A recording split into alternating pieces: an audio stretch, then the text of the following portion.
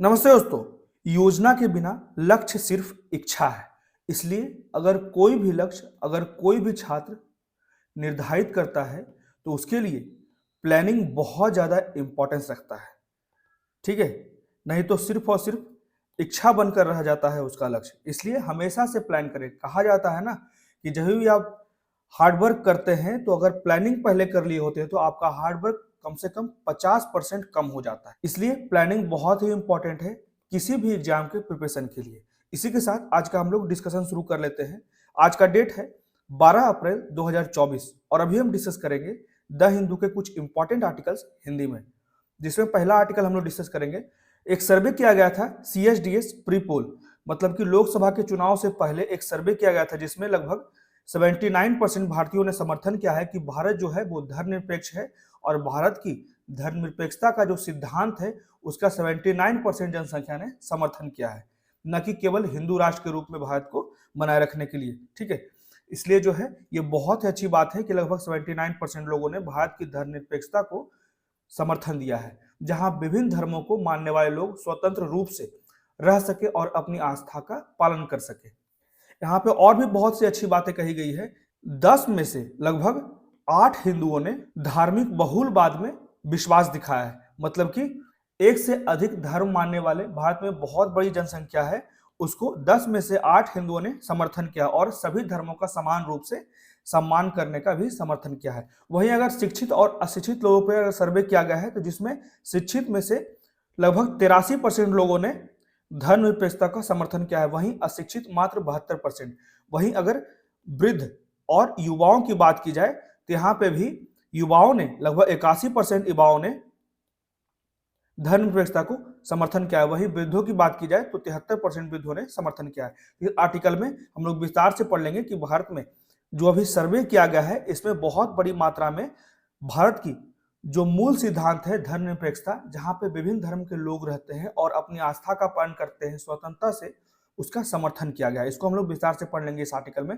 उसके बाद अगला आर्टिकल जो है, लद्दाख में लगातार विरोध हो रहा है और लद्दाख और पूरी मानवता को बचाने की लड़ाई लड़ी जा रही है, जिसमें मुख्य रूप से जो इसका लीड कर रहे हैं, प्रतिनिधित्व कर रहे हैं, रेमन मैग्सेसे पुरस्कार विजेता सोनम वांगचुक, जो बहुत ही अच्छे समाज के कल्याण के लिए बहुत ही महत्वपूर्ण भूमिका निभाते हैं। इन्हीं पे जो है मूवी बनी थी 3 इडियट्स। ठीक है, तो ये लगातार जो है पूर्ण राज्य का दर्जा का मांग कर रहे हैं लद्दाख के लिए, और वहां जो अव्यवहारिक तरीके से बुनियादी ढांचों का विकास हो रहा है, जिससे पर्यावरणीय ह्रास हो रहा है, उससे वहां के गरीब लोगों या फिर जो स्थानीय निवासी हैं या फिर जो पर्यटक आते हैं उनको बहुत बड़ी त्रासदी का सामना करना पड़ता है। इसलिए जो है लगातार यहाँ पे विरोध चल रहा है। इसको भी इस आर्टिकल में हम लोग विस्तार से पढ़ लेंगे कि क्या बात की जा रही है जिससे कि पूरी मानवता को बचाई जा सके। उसके बाद अगला आर्टिकल है, क्या जो चुनाव में उम्मीदवार भाग ले रहे हैं उनके जो संपत्ति का ब्यौरा देना है या फिर आय का ब्यौरा देना है, उसके खुलासे में पारदर्शिता की कमी देखी जा रही है। इसी के लिए लगातार जो है बहुत से नियम बनाए गए हैं जो इस आर्टिकल में हम लोग डिस्कस करेंगे, जैसे RPA एक्ट 1951 का धारा 33, ये जो बहुत ही इंपॉर्टेंट है, जिसमें चुनाव के नियम 4A का विवरण दिया गया है। इसी में कहा जाता है कि प्रत्येक चुनाव लड़ने वाले उम्मीदवार को एक निर्धारित प्रारूप में एक शपथ पत्र के साथ चुनाव के लिए अपना नामांकन पत्र दाखिल करना आवश्यक है। तो इसमें एक केस की बात की गई है, एसोसिएशन ऑफ डेमोक्रेटिक रिफॉर्म्स बनाम यूनियन ऑफ इंडिया, 2002 का मामला है, जिसमें सुप्रीम कोर्ट ने कहा था कि मतदाताओं को उम्मीदवारों और उसके आश्रितों की आपराधिक पृष्ठभूमि की जांच की जाए, आय और संपत्ति के विवरण और चुनाव लड़ने वाले उम्मीदवारों की शैक्षणिक योग्यता के बारे में जानकारी का अधिकार है जितने भी मतदाता मतदान करते हैं। ठीक है, इसलिए जो है अपने प्रतिनिधि के बारे में उन्हें जानने का अधिकार है। तो इसको भी इस आर्टिकल में हम लोग विस्तार से पढ़ लेंगे। इसमें बहुत से नए नए नियम बताए गए हैं और इसमें जो पुराने केसेज है उसके क्या वर्डिक्ट थे सुप्रीम कोर्ट के, हर एक चीज को हम लोग इस आर्टिकल में विस्तार से पढ़ लेंगे। उसके बाद अगला आर्टिकल जो है, अभी एक अपडेट आया है एप्पल के द्वारा कि भारत के दबाव के कुछ महीनों बाद एप्पल ने बदली अपनी राज्य समर्थित हैकिंग भाषा। पहले जो कहा जाता था कि गवर्नमेंट के द्वारा ही स्पाईवेयर्स हमले, जिसे कि जो बहुत से विपक्षी दल के नेता हैं या फिर जो पत्रकार हैं उनके मोबाइल में स्पाईवेयर हमले कराए जाते थे, लेकिन इसको अभी हाल ही में, क्योंकि भारत सरकार के द्वारा अतिरिक्त दबाव डाला जा रहा था एप्पल पे। तो इसलिए जो है अभी जो हाल ही में नोटिस आया है एप्पल के प्लेटफॉर्म पे, तो वहां पे क्लियर कह दिया गया है जो ये राज्य समर्थित शब्द था उसको हटाकर यहाँ पे कहा गया है कि भाड़े के स्पाईवेयर हमले। ठीक है, तो ये एक परिवर्तन किया गया है। तो इसमें क्या क्या मामला है, क्योंकि जब चेक किया गया था फॉरेंसिक में तो 2 ऐसे भारतीय थे जिनके मोबाइल में जो है पेगासस स्पाईवेयर के बहुत से साक्ष्य प्राप्त हुए थे। तो इसको भी हम लोग विस्तार से पढ़ लेंगे। तो आज शुरू करते हैं आज का डिस्कशन।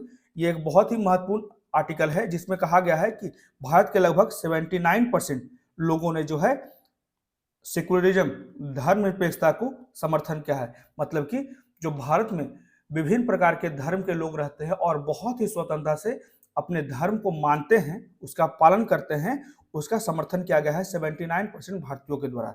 इसी को हम लोग विस्तार से पढ़ लेते हैं कि 2024 के लोकसभा चुनाव के लिए लोक नीति, यही जो है सर्वे किया गया है, लोक नीति CSDS प्री पोल सर्वे, इसी को कहा जाता है centre for the study of developing society. ये मेनली एक इंडियन ऑर्गेनाइजेशन है जो सर्वे करता है इंडियन नॉर्म्स पे। ठीक है, तो इसी को हम लोग आगे विस्तार से पढ़ लेते हैं। तो इसी सर्वे के निष्कर्ष में पाया गया है कि जो उत्तरदाताओं का भारी बहुमत जो है 79% बहुमत जो है इस विचार का समर्थन करता हुआ दिखाई देता है कि भारत सभी धर्मों का समान रूप से है, न कि केवल हिंदू का भारत है। यह एक ऐसा देश बना रहना चाहिए जहां विभिन्न धर्मों को मानने वाले लोग स्वतंत्र रूप से रह सके और अपनी आस्था का पालन कर सके। तो इसी धार्मिक बहुलवाद के लिए यह उल्लेखनीय समर्थन दर्शाता है कि धार्मिक सहिष्णुता सामाजिक ताने बाने का एक निर्णायक तत्व है और जितने भी जो राजनीतिक रूप से धर्म को बढ़ा चढ़ाकर पेश किया जा रहा है, ठीक है, उसको ये जो सर्वे जो है पूर्णतः नकारता है, क्योंकि सिर्फ राजनीतिक उपलब्धि के लिए, अपने लाभ के लिए किसी धर्म को बढ़ाना चढ़ाना जो है वो कहीं से भी किसी देश का सिद्धांत, मूल सिद्धांत को निर्धारित नहीं करता है। इसी में कहा जाता है कि प्रत्येक 10 में से लगभग 8 हिंदुओं ने कहा है कि उन्हें धार्मिक बहुलवाद में विश्वास है। धार्मिक अल्पसंख्यकों के लिए धार्मिक बहुलवाद पर जोर देना स्वाभाविक है, लेकिन यह विचार किया गया है कि भारत सभी धर्मों के अनुयायियों का है और बहुसंख्यक धर्म के सदस्यों का भी मानना है कि प्रत्येक 10 में से लगभग 8 हिंदुओं ने कहा है कि उन्हें धार्मिक बहुलवाद में विश्वास है। केवल 11% हिंदुओं ने कहा है कि भारत को हिंदुओं का देश मात्र होना चाहिए। तो आगे कहा जाता है कि अगर वृद्धों और युवाओं में सर्वे किया गया है तो इसमें पाया गया है कि वृद्धों की तुलना में लगभग 73% वृद्ध और लगभग 81% युवा ने धार्मिक बहुलवाद पर अपना समर्थन दिया है। हालांकि धार्मिक सहिष्णुता का समर्थन पूरे सामाजिक दायरे में अधिक है, लेकिन शैक्षणिक योग्यता से फर्क पड़ता है, जहां पे 72% मात्र अशिक्षित लोगों की तुलना में 83% उच्च शिक्षा ग्रहण करने वाले लोगों ने कहा है कि वे सभी धर्म की समान स्थिति के पक्ष में है। ठीक है, मतलब कि कहा ही जाता है कि जितना ज्यादा शिक्षित होगा हमारा समाज उतना ज्यादा वायलेंस समाप्त होगा, चाहे वो धर्म हो, जाति हो, उससे संबंधित जितने भी विवाद होते हैं, संघर्ष होते हैं, राजनीतिज्ञों द्वारा धर्म और जाति का अव्यवहारिक तरीके से फायदा उठाया जाता है, सिर्फ और सिर्फ अपने राजनीतिक लाभ को देखते हुए। इसलिए जो है जैसे जैसे लोग, हमारा समाज शिक्षित होगा, इस तरह के विवाद, संघर्ष जो कि जाति आधारित या फिर धर्म आधारित होते हैं, उससे निपटने में हमें आसानी होगी। इसी में आगे कहा जाता है जबकि सांप्रदायिक तनाव संघर्ष को आमतौर पे एक शहरी घटना के रूप में देखा जाता है, डेटा एक अलग पैटर्न दिखाता है। आम धारणा के विपरीत शहरी परिवेश में रहने वाले लोग जो हैं वो ग्रामीण इलाकों में रहने वाले लोगों की तुलना में धार्मिक बहुलवाद और सहिष्णुता के अधिक समर्थक प्रतीत होते हैं। ठीक है, जो शहरी लोग हैं, जो शिक्षित लोग हैं, वो ज्यादा जो है धर्मनिरपेक्षता की ओर समर्थन कर रहे हैं।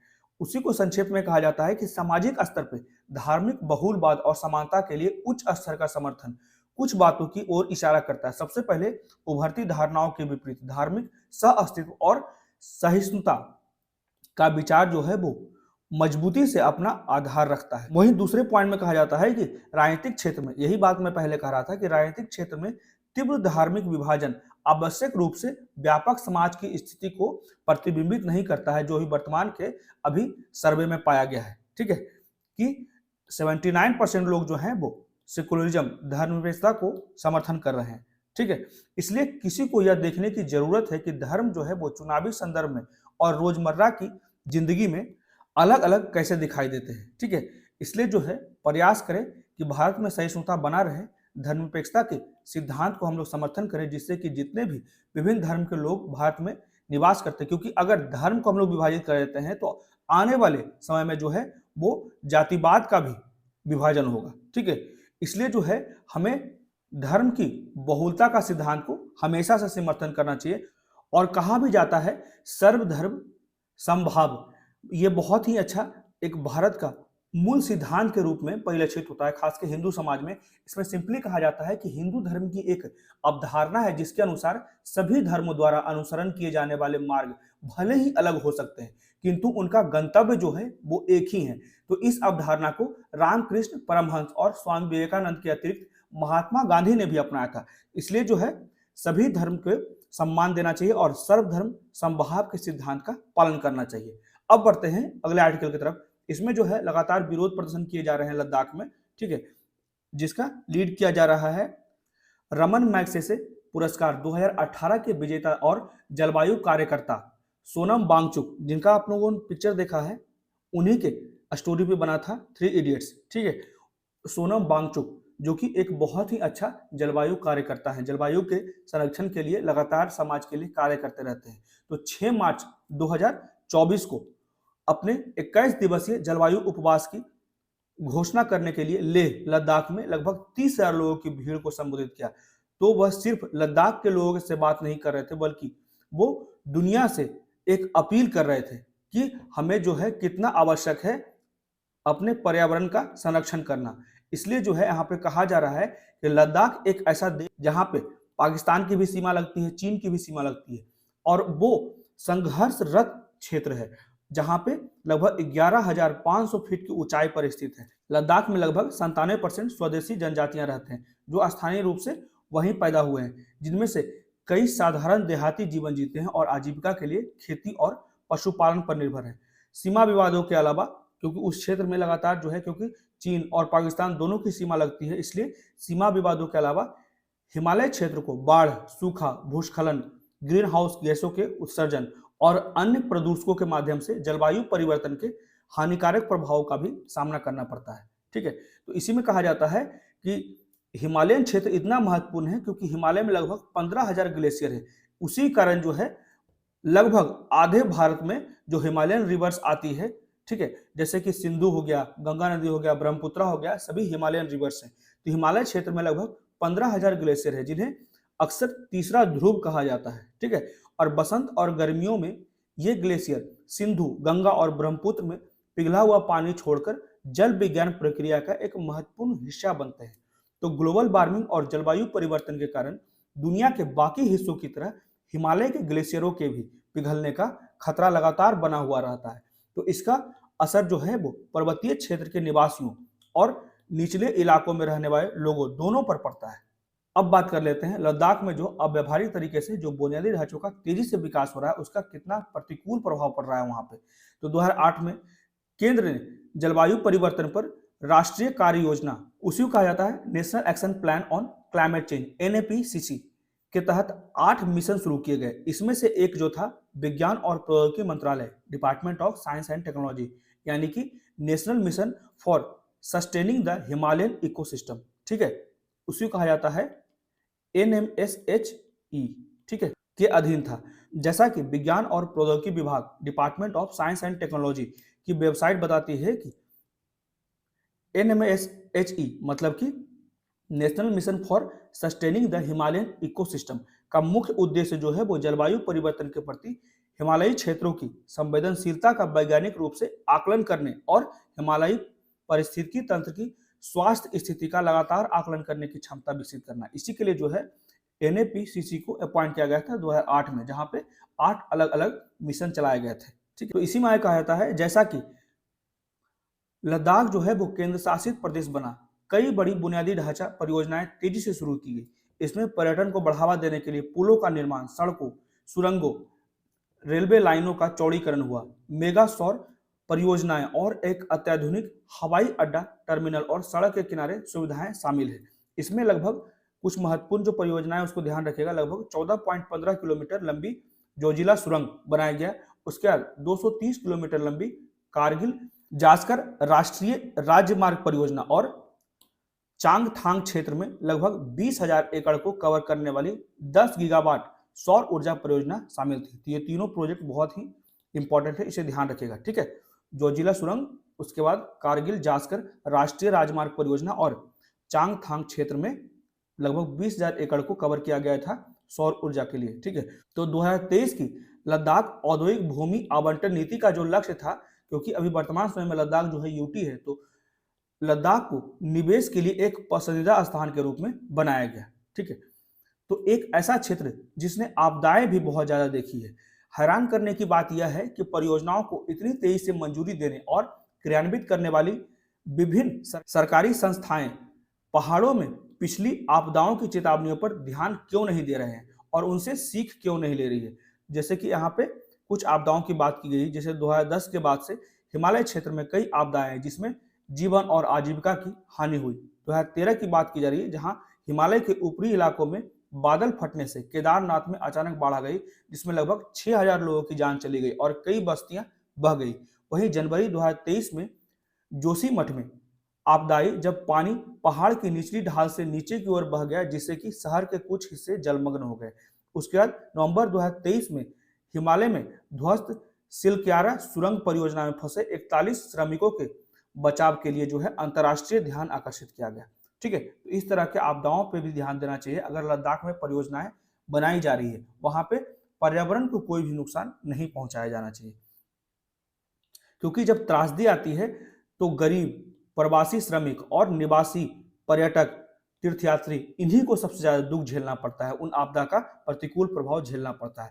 उत्तराखंड, जहां से ये सभी त्रासदियां आई, उसने 2000 में अपने गठन के बाद से कई बुनियादी ढांचे परियोजना देखी है, जैसे कि भूवैज्ञानिकों और पारिस्थितिकी विधियों की गंभीर चेतावनियों के बावजूद भी वहां पे बहुत बड़ी मात्रा में जो है बुनियादी ढांचों का विकास हो रहा है। भारत के सर्वोच्च न्यायालय द्वारा गठित विशेष समिति ने यहां तक की सुझाव दिया कि अधिकारियों को 4 बांध हिमालयी मंदिरों, केदारनाथ, बद्रीनाथ, यमुनोत्री, गंगोत्री जाने वाले तीर्थयात्रियों की संख्या को वहन क्षमता तक सीमित करना चाहिए। सुप्रीम कोर्ट ने यहाँ पे क्लियर कहा गया था कि एक संख्या निर्धारित करने की बात की गई थी, उतना ही पर्यटक जाए एक समय में, जिससे कि उस क्षेत्र का पर्यावरण प्रभावित ना हो, ठीक है। लेकिन उसको भी नजरअंदाज कर दिया गया, ठीक है। तो इसी की बात यहाँ पे की जा रही है कि वहन क्षमता लोगों की वह अधिकतम संख्या है जिसे एक पारिस्थितिकी तंत्र बिना किसी क्षति के समर्थन कर सकता है। लेकिन इसके बजाय हर साल तीर्थयात्रियों की संख्या लगातार बढ़ती जा रही है। कुछ विशेषज्ञ समितियों ने तो यहाँ तक की सुझाव दे दिया है कि पैरा ग्लेशियल क्षेत्र में कोई भी जल विद्युत परियोजना स्थापित नहीं होनी चाहिए, फिर भी जो है वहां पे हाइड्रो पावर प्रोजेक्ट्स लगाए जा रहे हैं। जब त्रासदी आती है तो पर्यावरण विनाश की मानवीय लागत दुखद रूप से चल रही परियोजनाओं में गरीब प्रवासी श्रमिकों और निवासियों, पर्यटकों और तीर्थयात्रियों द्वारा वहन की जाती है, समझे। मुख्यतः यहाँ पे कहा जाता है कि जब भी त्रासदी आती है तो सरकार को नहीं झेलना पड़ता है, जो भी बड़े पद पे हैं उनको नहीं झेलना पड़ता है। जो वहाँ पे ग्रामीण स्तर पे रहते हैं, चाहे वो गरीब हो, प्रवासी श्रमिक हो, निवासी हो, वहाँ के स्थानीय निवासी हो, पर्यटक गए हो या फिर तीर्थयात्री हो, उन्हीं को इस आपदा का प्रतिकूल प्रभाव को झेलना पड़ता है। इसी में आगे कहा जाता है कि जलवायु परिवर्तन जो है वो कार्यकर्ताओं के लिए सबसे निराशाजनक बात यह है कि अदालतों का दरवाजा खटखटाने और विशेषज्ञ समितियों के गठन के बावजूद उनकी सिफारिशें जो है वो धूल फाक रही है, और शायद ही कोई उचित परिश्रम जिसमें जोखिम मूल्यांकन, सुरक्षा उपाय और भूवैज्ञानिक और भूकंप विश्लेषण शामिल हो। और पहाड़ों में करोड़ों रुपए की जो मेगा प्रोजेक्ट्स चलाए जा रहे हैं, ये पूर्णतः जो है सभी नियमों को धज्जियां उड़ा रहे हैं। तो विकास के नाम पर हिमालयी पारिस्थितिकी तंत्र और इसकी जैव विविधता में नाजुक संतुलन को बिगाड़ने का जो जोखिम नहीं उठा सकते हैं। यह सुनिश्चित करना हम सभी का दायित्व है कि हिमालय और इसकी छाया में रहने वाले लोग सुरक्षित रहें, क्योंकि वांगचुक की लड़ाई सिर्फ लद्दाख और उसके लोगों के बारे में नहीं है, यह पूरी मानवता और उसकी आने वाली पीढ़ियों के लिए एक लड़ाई है, ठीक है। इसे आप निष्कर्ष में भी लिख सकते हैं, ठीक है। ये ध्यान रखिएगा। ये था पूरा का पूरा आर्टिकल कि लद्दाख में क्यों यहाँ पे लगातार जो है विरोध प्रदर्शन किए जा रहे हैं, बस पर्यावरण को संरक्षित करने के लिए, जिससे कि लद्दाख ही नहीं और भी दूसरे क्षेत्र में लोग रहते हैं, उनके अस्तित्व को बचाए रखने के लिए इस तरह का प्रदर्शन किया जा रहा है। अब बढ़ते हैं अगले आर्टिकल की तरफ। इसमें कहा जाता है कि क्या उम्मीदवार के खुलासे में पारदर्शिता की कमी है। लोकसभा का चुनाव सर पे है, 16 अप्रैल से लोकसभा का चुनाव शुरू होने वाला है। तो सभी मतदाताओं को यह अधिकार है जानने का कि जो भी प्रतिनिधि उसके क्षेत्र से खड़ा हुए हैं, उस प्रतिनिधि के सारे ब्यौरे, चाहे वो संपत्ति का ब्यौरा हो या फिर उनसे जो आश्रित है, जो उनके परिवार में लोग रहते हैं, उनकी क्या आय के स्रोत है। उसके बाद जो भी आपराधिक पृष्ठभूमि, क्योंकि 2019 के चुनाव में देखा गया था लगभग 19% उम्मीदवार जो थे वो बलात्कार, हत्या या फिर अपहरण के आरोप लगे हुए थे और फिर भी वो जो चुनाव लड़ रहे थे। तो इस तरह का अव्यवहारिक कार्य इस चुनाव में नहीं होना चाहिए। इसी पे लगातार दबाव दिया जा रहा है राइटर के द्वारा। इसी को हम लोग विस्तार से पढ़ लेते हैं कि सुप्रीम कोर्ट ने हाल ही में कहा है कि उम्मीदवारों को अपने चुनावी हलफनामे में हर जानकारी और संपत्ति का खुलासा करने की जरूरत नहीं है जब तक कि वह पर्याप्त प्रकृति की न हो। मतलब कि यहाँ पे सिंपली कहा जाता है कि जब तक अव्यवहारिक न दिखे, ठीक है, मतलब कि सब्सटेंशियल न दिखे, जैसे कि किसी के पास अवैध तरीके से बहुत ज्यादा धन हो या फिर बहुत अव्यवहारिक कार्य किए हैं समाज में, तो उन्हें जरूरी है कि सभी चीजों को दिखाया जाए, ऐसा सुप्रीम कोर्ट के द्वारा कहा गया। एक अन्य घटनाक्रम में कहा जाता है कि भारत के चुनाव आयोग ने केंद्रीय प्रत्यक्ष कर बोर्ड से तिरुवनंतपुरम से भाजपा उम्मीदवार राजीव चंद्रशेखर द्वारा दायर हलफनामे में वार्षिक आय के संबंध में घोषणा को सत्यापित करने के लिए ही कहा गया था।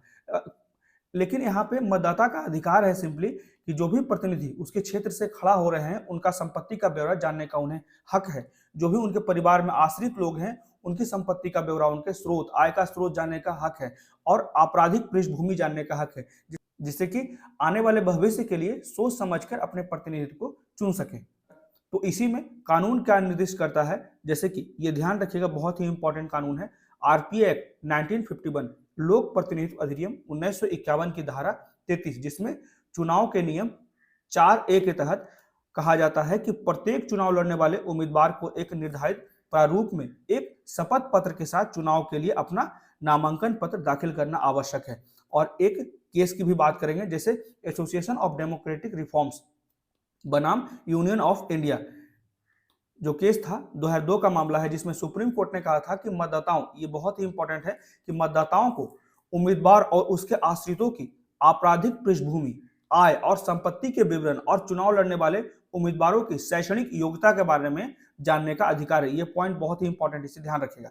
इसी के परिणाम स्वरूप धारा 33A, आरपीए एक्ट का जो धारा 33 था उसमें इस तरह की बातें की गई, उसका एक नया नियम जोड़ा गया, धारा 33A। उसी में कहा जाता है कि चुनावी हलफनामे का हिस्सा होने के लिए जो है आपराधिक पृष्ठभूमि के विवरण बहुत ही ज्यादा आवश्यक है। उसी में आगे आरपीए अधिनियम की धारा 125A का भी विवरण किया गया है। इसमें प्रावधान किया गया है कि आवश्यक जानकारी प्रस्तुत करने में अगर विफलता दिखाई जाती है प्रतिनिधित्व के द्वारा, या फिर नामांकन पत्र या हलफनामे में गलत जानकारी देने या कोई जानकारी छिपाने पर 6 महीने तक की कैद या फिर जुर्माना या फिर दोनों रूप से दंड दिया जा सकता है। ठीक है, तो ये ध्यान रखिएगा, धारा 33A और धारा 125A जो कि आरपीए एक्ट से संबंधित है। ठीक है, आरपीए एक्ट 1951 और भी अन्य मामलों को हम लोग यहाँ पे डिस्कस कर लेंगे।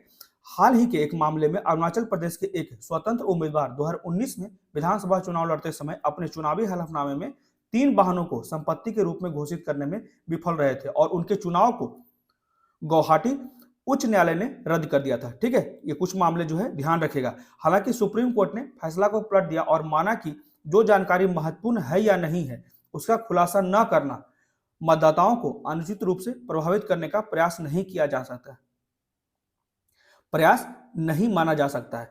तो श्री चंद्रशेखर के मामले में शिकायत उनके चुनावी हलफनामे में, जो अभी शुरुआत में हम लोगों ने पढ़ा था, ठीक है,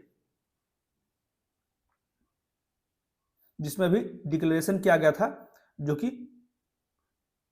तिरुवनंतपुरम के बीजेपी के कैंडिडेट हैं, उसी की बात की जा रही है। ठीक है, तो श्री चंद्रशेखर के मामले में शिकायत उनकी चुनावी हलफनामे में उनकी आय और पर्याप्त संपत्ति को कथित तौर पर छिपाने के बारे में है, जिसका मतदाताओं के निर्णय पर संभावित प्रभाव पड़ सकता है। ठीक है, इसलिए जो है ये छिपाना नहीं चाहिए, नहीं तो उनकी जो है सदस्यता रद्द कर दी जाती है या फिर उन्हें चुनाव ही लड़ने नहीं दिया जाता है।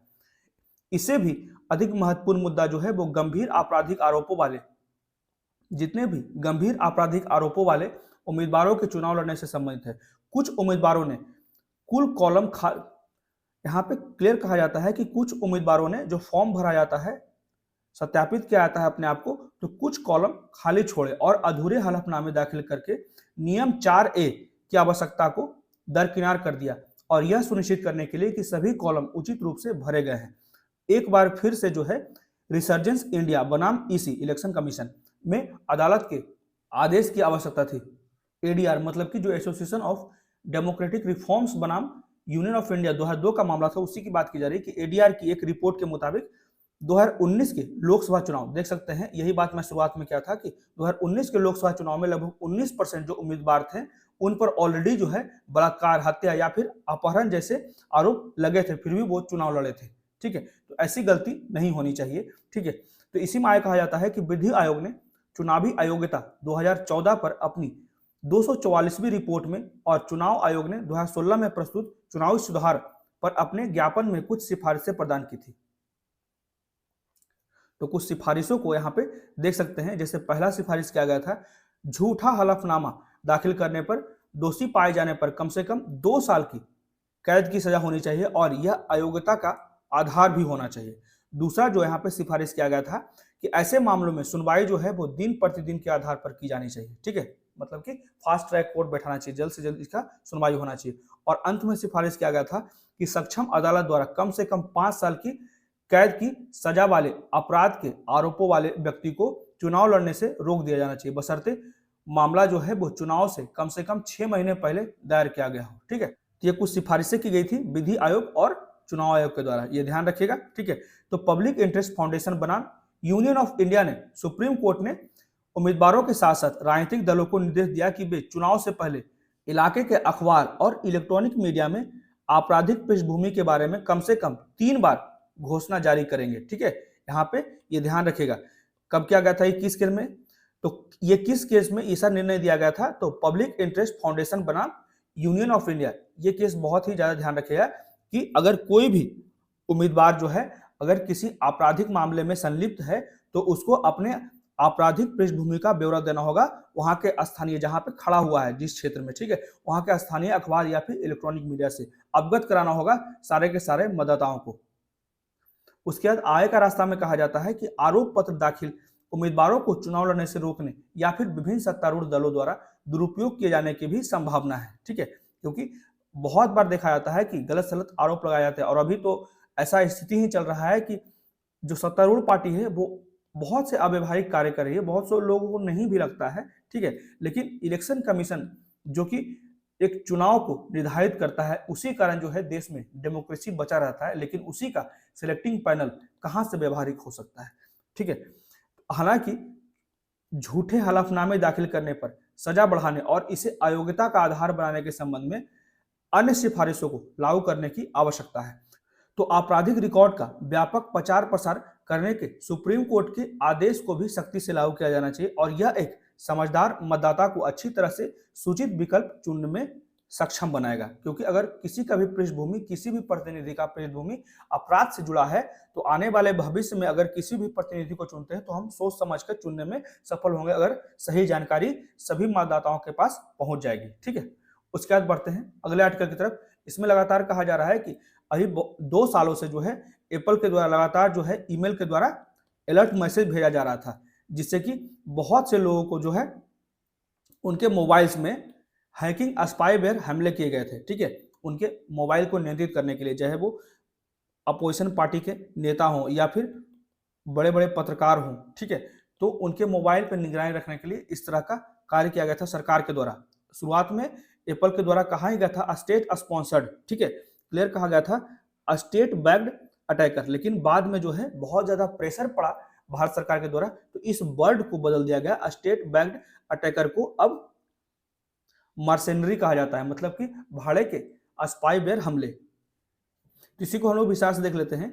एप्पल ने अपनी धमकी अधिसूचनाओं से राज्य प्रायोजित हमलों का लेबल जो है वो हटा दिया है। भारत के दबाव के कारण तकनीकी दिग्गजों को अपने चेतावनी नोटिस के शब्दों को बदलना पड़ा, भले ही अधिकांश मालवेयर हमले सरकार समर्थित हैकिंग समूहों से हुए हो। ठीक है, इसके बहुत से जो है साक्ष्य भी प्राप्त हुए हैं। एप्पल ने भारत और 91 अन्य देशों में अपने उपयोगकर्ताओं को चेतावनी दी और वे भाड़े के स्पाईवेयर हमले, ठीक है, इसी को शब्द को चेंज कर दिया गया। पहले जो था राज्य प्रायोजित हमले थे, ठीक है, उसी को भाड़े के स्पाईवेयर हमले के संभावित शिकार हो सकते हैं, ऐसा एक अलर्ट मैसेज भेजा गया था एप्पल के द्वारा। और ऐसे मालवेयर हमलों के संदर्भ में अपने पिछले अलर्ट में इस्तेमाल किए गए राज्य प्रायोजित शब्द को हटा दिया गया और भाड़े के हमले को प्रतिस्थापित कर दिया गया, ठीक है। तो कंपनी ने जो शुरुआत में देख सकते हैं, पहले अपनी वेबसाइट पर कहा था कि उनकी धमकी सूचनाएं उन उपयोगकर्ताओं को सूचित करने और सहायता करने के लिए डिजाइन की गई जिन्हें राज्य प्रायोजित हमलावरों द्वारा लक्षित किया जाता है, ठीक है। लेकिन बुधवार को वेबसाइट पर पोस्ट किए गए एप्पल के नवीनतम अपडेट में कहा गया है कि खतरे की सूचनाएं जो है वो उपयोगकर्ताओं की मदद के लिए डिजाइन की गई थी, जिन्हें यहाँ पे जो राज्य प्रायोजित हमलावर था उसके स्थान पे जिन्हें भाड़े के स्पाईवेयर हमले के द्वारा व्यक्तिगत रूप से लक्षित किया गया है। यह भी नोट किया गया है कि इस तरह के हमले ऐतिहासिक रूप से राज्य अभिनेताओं से जुड़े हैं, जिसमें से उनकी ओर से भाड़े के स्पाईवेयर विकसित करने वाली निजी कंपनियां भी शामिल है, जैसा कि इजरायली फर्म एनएसओ ग्रुप के पेगासस स्पाईवेयर भी है, ठीक है। तो यही बात इसमें भी की जा रही है, ठीक है। एक चीज बस ध्यान रखिएगा कि बहुत से लोगों का जो है मोबाइल चेक किया गया, ठीक है। जब इसका फोरेंसिक जांच हुआ तो उन महीने अलर्ट प्राप्त करने वाले कम से कम 2 व्यक्ति, जो कि कांग्रेस पार्टी के प्रवीण चक्रवर्ती और समाचार पोर्टल द वायर के संस्थापक सिद्धार्थ वरदराजन ने अलग अलग फोरेंसिक जांच में पाया कि उनके मोबाइल में पेगासस स्पाईवेयर के कुछ साक्ष्य पाए गए हैं, ठीक है। तो लंदन स्थित अधिकार समूह जो है एमनेस्टी इंटरनेशनल ने अलर्ट प्राप्त करने वाले व्यक्तियों के लिए एक डिजिटल सुरक्षा हेल्पलाइन भी खोली है, तो ये ध्यान रखिएगा, एमनेस्टी इंटरनेशनल। अब देख लेते हैं कुछ महत्वपूर्ण क्वेश्चन जो कि करंट अफेयर से रिलेटेड है। इसमें पहला क्वेश्चन है, निम्नलिखित में से कौन सा कथन जो है कुल प्रजनन दर टोटल फर्टिलिटी रेट की अवधारणा का सटीक वर्णन है? इसमें सही उत्तर जो हो जाएगा ए हो जाएगा। टोटल फर्टिलिटी रेट जो है एक औसत महिला के जीवन काल में पैदा हुए बच्चों की संख्या का प्रतिनिधित्व करता है और यह मानते हुए कि वर्तमान आयु विशिष्ट जन्म दर स्थिर रहती है। इसी को हम लोग विस्तार से देख लेते हैं कि भारत की घटती प्रजनन दर हाल ही में द लांसेट द्वारा अनुमानित संभावित आर्थिक लाभ के साथ साथ जनसांख्यिकी परिवर्तन का भी सुझाव देती है। जो टोटल फर्टिलिटी रेट है, कुल प्रजनन दर, जनसांख्यिकी में इस्तेमाल किया जाने वाला एक माप है जिसका उपयोग किसी महिला द्वारा उसके जीवन काल में पैदा होने वाले बच्चों की औसत संख्या को निर्धारित करने के लिए किया जाता है, यदि वह अपने बच्चे पैदा करने के वर्षों के दौरान सटीक वर्तमान आयु विशिष्ट प्रजनन दर का अनुभव करती है। और विकल्प ए इस अवधारणा का सटीक वर्णन है, इसलिए जो है ऑप्शन ए सही उत्तर है, जिसमें पाया गया है कि टोटल फर्टिलिटी रेट जो है वो महिलाओं के विभिन्न आयु समूहों में वर्तमान जन्म दर पर आधारित एक अनुमान है, ठीक है। उसके बाद अगला क्वेश्चन है, संयुक्त राष्ट्र सुरक्षा परिषद यूनाइटेड नेशन सिक्योरिटी काउंसिल के संबंध में निम्नलिखित कथनों पर विचार करें। तो पहला स्टेटमेंट है, यूनाइटेड नेशन सिक्योरिटी काउंसिल की प्राथमिक जिम्मेदारी जो है वो अंतर्राष्ट्रीय शांति और सुरक्षा बनाए रखना है। दूसरा जो स्टेटमेंट है, परिषद की अध्यक्षता हर महीने 5 अस्थायी सदस्यों के बीच बदलती रहती है। और तीसरा जो स्टेटमेंट है, गैर अस्थायी सदस्यों को 5 साल की अवधि के लिए चुना जाता है। तो इसमें कितने कथन जो हैं वो सही है?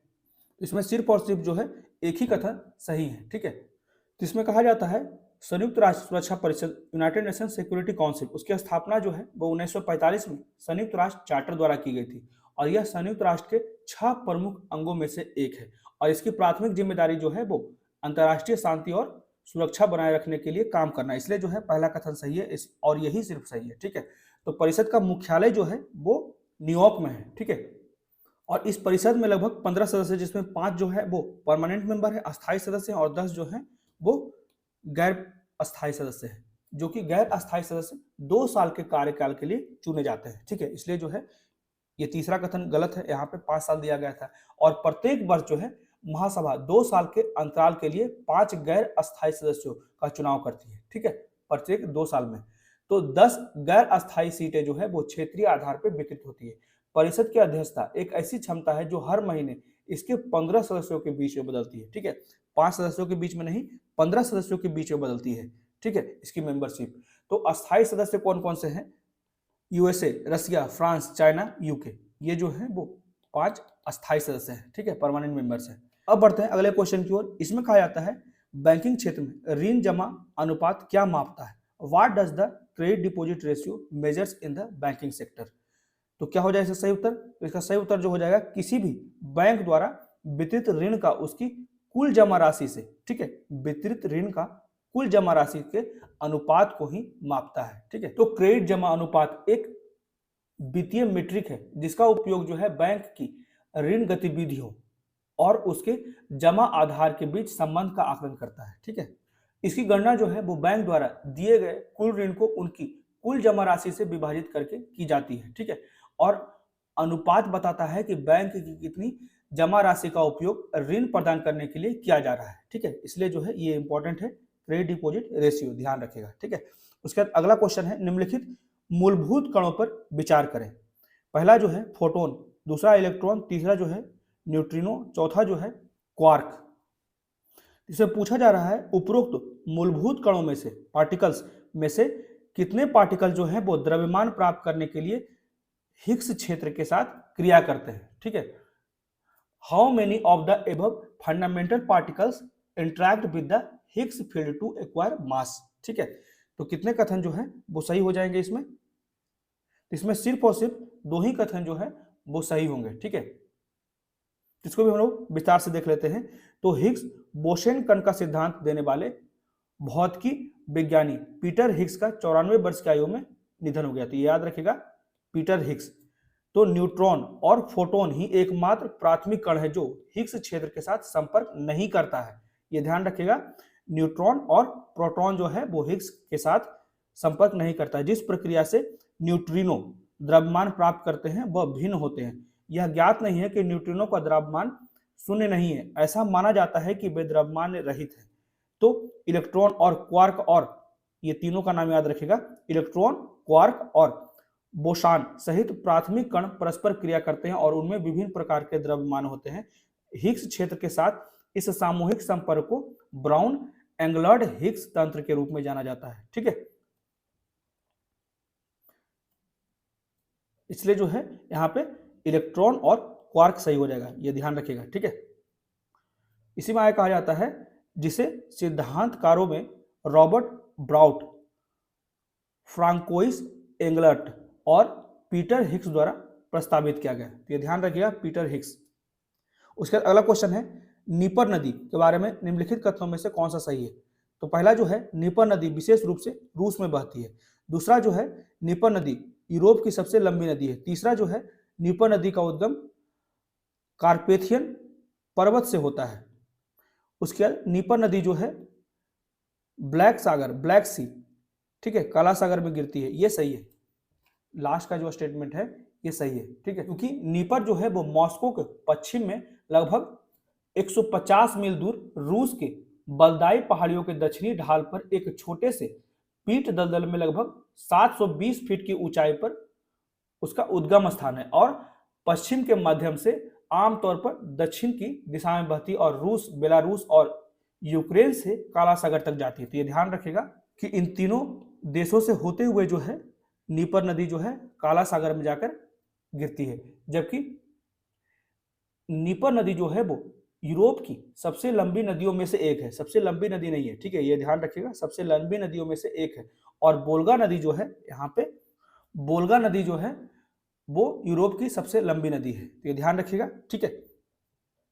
तो ये थे आज के द हिंदू के कुछ महत्वपूर्ण आर्टिकल्स जो हमने डिस्कस किए और कुछ महत्वपूर्ण क्वेश्चन जो कि करंट अफेयर से रिलेटेड थे। तो कैसा लगा आज का डिस्कशन, प्लीज मुझे कमेंट करके बताएं और मेरे वीडियो को ज्यादा से ज्यादा लाइक करें, शेयर करें और मेरे चैनल को सब्सक्राइब करें।